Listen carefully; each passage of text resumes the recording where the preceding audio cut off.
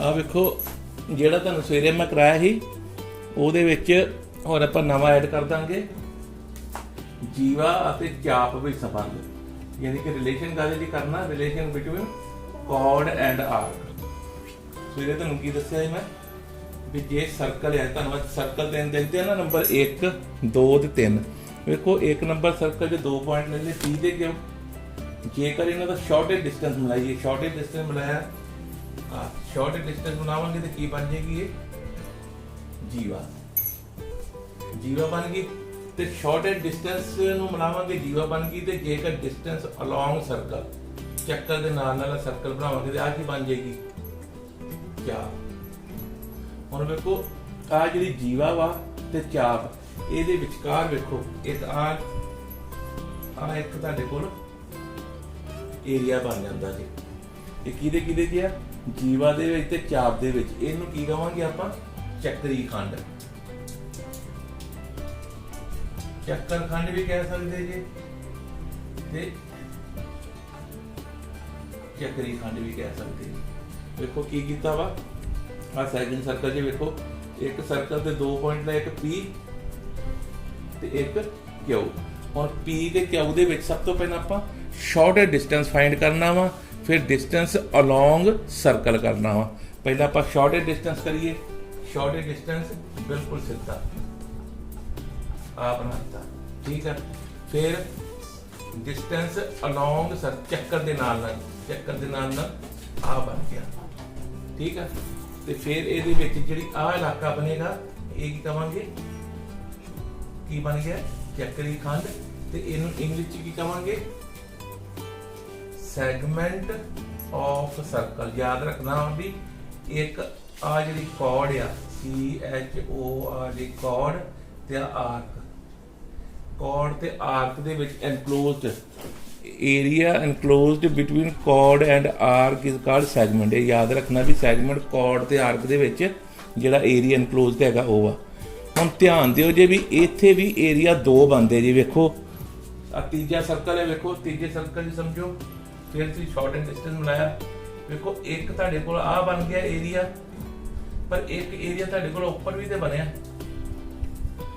2 area ਬਣ ਗਏ ਨਾ, ਚੱਕਰ 2 ਹਿੱਸਿਆਂ 'ਚ ਵੰਡਿਆ। ਜਿਹੜੀ ਕੌਰਡ ਹੈਗੀ ਹੈ, ਕੌਰਡ ਨੇ ਸਰਕਲ ਨੂੰ 2 ਹਿੱਸਿਆਂ 'ਚ ਵੰਡਿਆ, ਇੱਕ ਛੋਟਾ ਇੱਕ ਉੱਪਰਲਾ। ਵੇਖੋ ਜਿਹੜਾ ਆ ਛੋਟਾ ਵਾ, ਇਹਨੂੰ ਬਾਅਦ ਦੇ ਵਿੱਚ ਇਹਦਾ ਨਾਂ ਕੀ ਹੋ ਗਿਆ, ਵੇਖੋ ਚੱਕਰੀ ਸੈਗਮੈਂਟ ਹੋ ਗਿਆ ਲਘੂ, ਤੇ ਉੱਪਰ ਵਾਲੇ ਨੂੰ ਕੀ ਕਵਾਂਗੇ, ਦੀਰਘ। ਲਘੂ ਦਾ ਛੋਟਾ ਤੇ ਦੀਰਘ ਵੱਡਾ।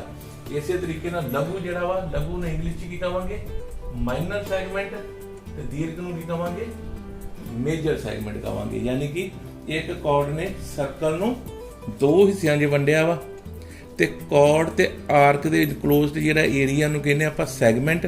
ਯਾਨੀ ਇੱਕ ਕੌਰਡ ਜਿਹੜੀ ਆ ਸਰਕਲ ਨੂੰ 2 ਸੈਗਮੈਂਟ 'ਚ ਬਦਲਦੀ ਆ, ਇੱਕ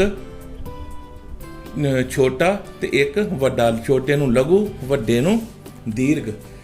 ਹੁਣ ਵੇਖੋ ਇੱਥੇ ਇੱਕ ਆ ਵੇਖੋ, ਇੱਕ ਆਪਾਂ ਕੀ ਕਿਹਾ, ਸਰਕਲ ਦੇ ਉੱਤੇ ਪੁਆਇੰਟ ਹੈ P and Q। Shortage distance ਯਾਨੀ ਕਿ ਕੌਰਡ ਬਣਾਈ, ਇੱਕ ਕੌਰਡ ਖਿੱਚੀ ਆ, ਕੌਰਡ ਨੂੰ ਤੁਸੀਂ ਕੀ ਕਹਿ ਸਕਦੇ ਜੀ, ਜੀਵਾ, ਪੰਜਾਬੀ ਚ, ਇੰਗਲਿਸ਼ ਚ ਕੌਰਡ। ਤੇ ਇਹਨਾਂ ਦੇ ਵਿਚਕਾਰ ਯਾਨੀ ਕੌਰਡ ਨੇ ਸਰਕਲ ਨੂੰ 2 ਹਿੱਸਿਆਂ 'ਚ ਵੰਡਿਆ, ਇੱਕ ਉੱਪਰਲਾ ਇੱਕ ਨੀਚੇ ਵਾਲਾ। ਆ ਜਿਹੜੀ ਨੀਚੇ ਵਾਲਾ ਸਰਕਲ ਹੈ ਏਰੀਆ ਵਾ, ਇਹਨੂੰ ਕਵਾਂਗੇ MINOR minor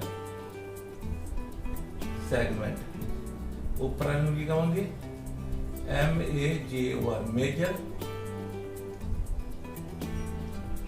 segment. Minor segment ਦਾ ਮਤਲਬ ਲਘੂ, ਚੱਕਰੀ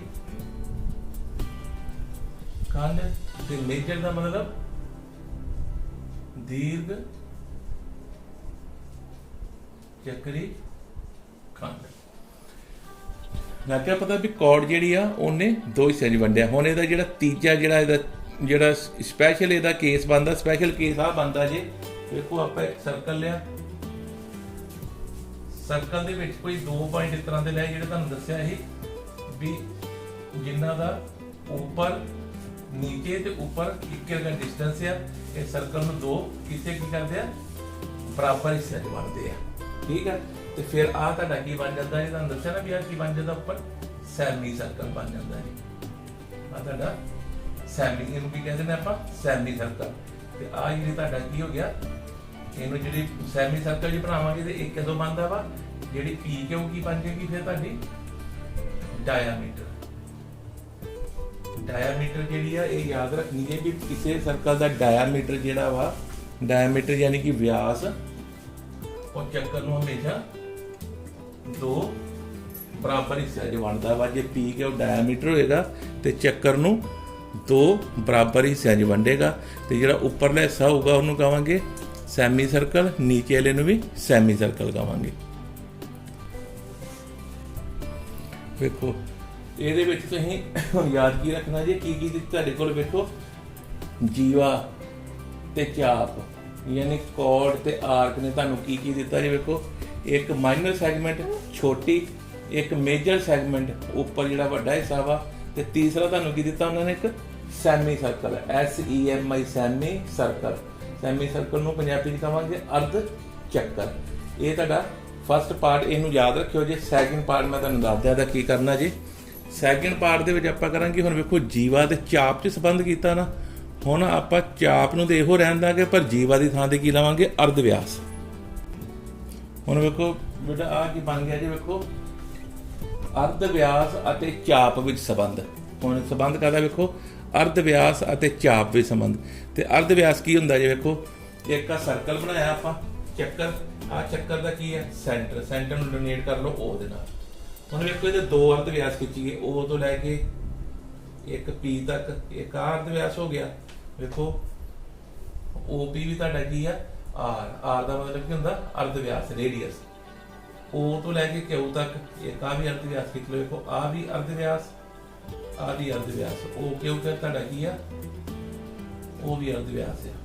ਠੀਕ ਹੈ, ਇਹ ਯਾਦ ਰੱਖਣਾ ਜੀ ਵੀ ਹਮੇਸ਼ਾ ਹੁਣ ਤੁਹਾਨੂੰ ਕਦੇ ਕਿਸੇ ਨੇ ਅਰਧ ਵਿਆਸ ਜਾਂ ਰੇਡੀਅਸ ਨਹੀਂ ਲਿਖਣਾ। ਜਦੋਂ ਕਦੇ ਅਰਧ ਵਿਆਸ ਆ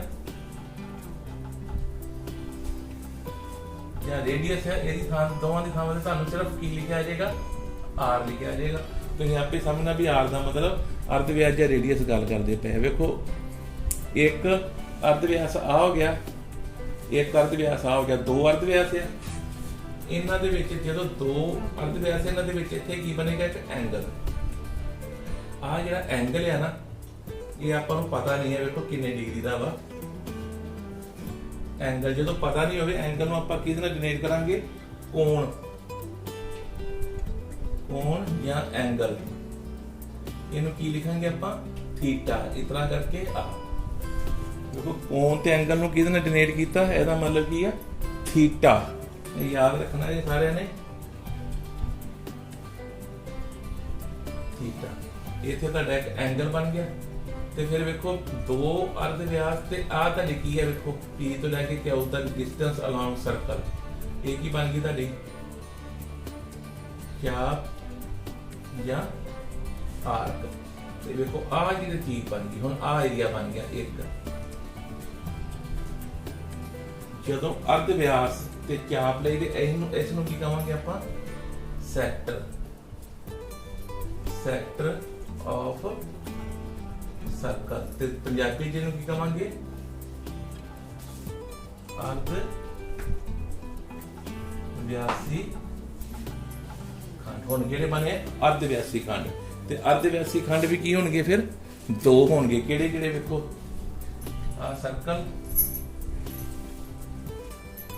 ਇੱਕ ਆ ਆਪਾਂ ਰੇਡੀਅਸ ਲੈ ਲਈ, ਇੱਕ ਆ ਰੇਡੀਅਸ ਲੈ ਲਈ। ਇਹਦੇ ਵਿੱਚ ਆ ਇੱਕ ਥੀਟਾ ਐਂਗਲ ਹੈਗਾ ਵਾ, ਇੱਕ ਆ ਬਣ ਗਿਆ ਤੁਹਾਡਾ, ਇੱਕ ਤੁਹਾਡੇ ਕੋਲ ਆ ਵਾ ਉੱਪਰ ਵਾਲਾ। ਇੱਥੇ ਵੀ ਇੱਕ ਐਂਗਲ ਬਣੇਗਾ ਆ ਜਿਹੜਾ, ਕਿਉਂਕਿ ਵੇਖੋ ਪੂਰਾ ਚੱਕਰ ਜਿਹੜਾ ਹੁੰਦਾ ਵਾ, ਚੱਕਰ ਕਿੰਨੇ ਡਿਗਰੀ ਦਾ ਹੁੰਦਾ ਵਾ, 360 ਡਿਗਰੀ ਦਾ। ਠੀਕ ਹੈ, ਜੇ ਸਮਝੋ ਆ ਐਂਗਲ ਜਿਹੜਾ ਵਾ ਤੁਹਾਡਾ ਕਿੰਨੇ ਡਿਗਰੀ ਦਾ ਹੋਵੇ, 60 ਡਿਗਰੀ ਦਾ ਹੋਵੇ, ਤਾਂ ਉੱਪਰਲਾ ਕਿੰਨਾ ਰਹਿ ਗਿਆ ਫਿਰ, 300 ਡਿਗਰੀ ਦਾ। ਵੇਖੋ 300 ਜਮਾ 60, 360 ਹੋ ਗਿਆ ਪੂਰਾ। ਹੁਣ ਆ ਜਿਹੜਾ ਇਹਨੂੰ ਕੀ ਕਹਾਂਗੇ ਆਪਾਂ, ਜਿਹੜਾ ਛੋਟਾ ਵਾ ਹਿੱਸਾ, ਜਿਹੜਾ ਛੋਟਾ ਵਾ, ਇੱਥੇ P ਆ, ਇੱਥੇ Q ਆ, ਜਿਹੜਾ ਛੋਟਾ ਵਾ ਉਹਨੂੰ ਕਹਾਂਗੇ ਆਪਾਂ ਮਾਈਨਰ, ਮਾਈਨਰ ਸੈਕਟਰ। ਉੱਪਰ ਵਾਲੇ ਨੂੰ ਕਹਾਂਗੇ ਮੇਜਰ ਸੈਕਟਰ। ਮਾਈਨਰ ਦਾ ਮਤਲਬ ਪੰਜਾਬੀ ਚ ਲਿਖਣਾ ਤੇ ਉਹ ਲਿਖੋਗਾ ਮਾਈਨਰ ਲਘੂ, ਮੇਜਰ ਦੀਰਘ, ਅਗਲੇ ਬੰਨੇ ਉਹ ਆ ਜਾਊਗਾ ਕਿ ਅਰਧ ਵਿਆਸੀ ਤੇ ਖੰਡ। ਠੀਕ ਹੈ, ਇਹਦੇ ਵਿੱਚ ਤੁਹਾਨੂੰ ਜਿਹੜੀ ਮੇਨ ਚੀਜ਼ ਹੈ, ਜਿਹੜੀ ਸਵੇਰੇ ਟੌਪਿਕ ਸ਼ੁਰੂ ਕੀਤਾ ਸੀ ਉਹਨੂੰ ਤੁਹਾਨੂੰ ਇੱਥੇ ਲਿਆਉਣਾ ਸੀ।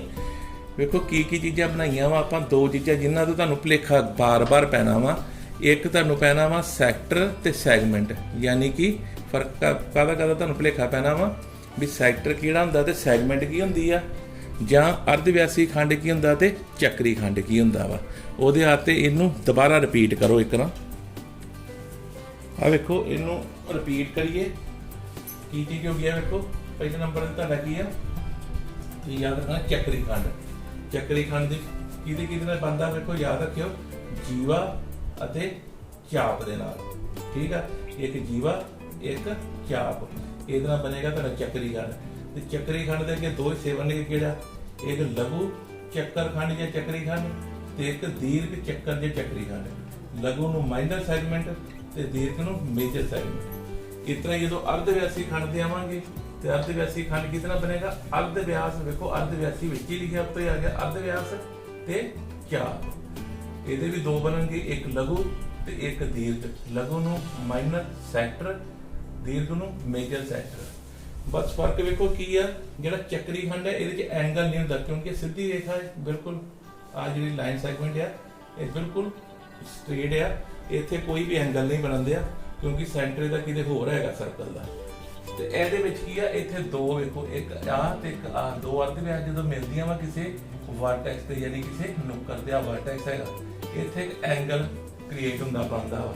ਇੱਥੇ ਐਂਗਲ ਨੂੰ ਕੀ ਕਹਾਂਗੇ ਆਪਾਂ, ਥੀਟਾ। ਤੁਹਾਨੂੰ ਕਿਹਾ ਨਾ, ਜਿਹਦਾ ਨਹੀਂ ਪਤਾ ਹੋਵੇ ਉਹਨੂੰ ਥੀਟਾ ਕਹਾਂਗੇ। ਇੱਥੇ ਐਂਗਲ ਬਣਦਾ ਵਾ, ਇਹਨੂੰ ਅਰਧ ਵਿਆਸ, ਇਹਨੂੰ ਕਹਾਂਗੇ ਸੈਕਟਰ, ਇਹਨੂੰ ਕਹਾਂਗੇ ਸੈਗਮੈਂਟ। ਇਸੇ ਨੂੰ ਚੰਗੀ ਤਰ੍ਹਾਂ ਵੇਖੋ ਤੇ ਇਹਦੇ ਵਿੱਚ ਸਿਰਫ ਤੁਸੀਂ ਕੀ ਵੇਖਣਾ, ਵੇਖੋ ਅਰਧ ਵਿਆਸ ਤੇ ਚਾਪ ਵਿੱਚ ਸੰਬੰਧ, ਤੇ ਦੂਸਰਾ ਇਹ ਤੋਂ ਪਹਿਲਾਂ ਤੁਸੀਂ ਜਿਹੜਾ ਵੇਖਣਾ ਉਹ ਕਿਹਦੇ ਚ ਵੇਖਣਾ, ਜੀਵਾ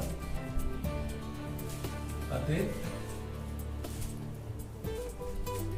ਚਾਪ ਵਿੱਚ ਸੰਬੰਧ। ਇਹਨੂੰ ਤੁਸੀਂ 1 ਤੇ 2, ਆ 2 ਨੰਬਰ ਤੁਸੀਂ ਧਿਆਨ ਨਾਲ ਇਹਨੂੰ ਵੇਖੋਗੇ, ਕਾਪੀ ਤੇ ਡਰਾ ਕਰਕੇ ਵੇਖੋਗੇ ਤੇ ਹੋ ਜਾਏਗਾ। ਜੇ ਦੋਵੇਂ ਚੀਜ਼ਾਂ ਹੋ ਜਾਣਗੇ ਤੇ ਜਿਹੜਾ ਲਾਸਟ ਜਿਹੜਾ ਥਰਡ ਪਾਰਟ ਆ ਉਹਦੇ ਵਿੱਚ ਇਹਦੇ ਨਾਲ ਜਿਹੜੀਆਂ ਛੋਟੀਆਂ ਚੀਜ਼ਾਂ ਰਹਿ ਗਈਆਂ ਵਾ ਉਹ ਕਰਕੇ ਤੇ ਫਿਰ ਇਹਦੀਆਂ ਆਪਾਂ ਕਰਨੀਆਂ ਥਿਊਰਮਸ ਜਿਹੜੀਆਂ ਵਾ।